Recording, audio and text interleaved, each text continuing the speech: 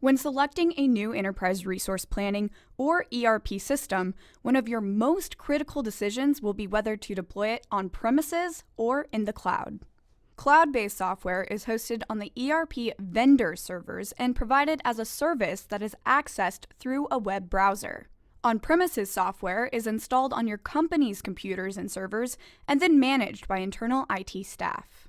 The type of ERP deployment model you choose can have a significant impact on your business, including how the solution is paid for, IT infrastructure investments, deployment speed and scalability, and upgrades and customization.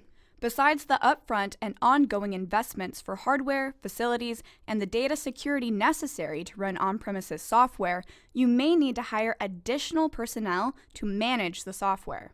Cloud-based ERP solutions don't require hardware procurement or IT infrastructure, and therefore can be deployed faster. They also scale more easily.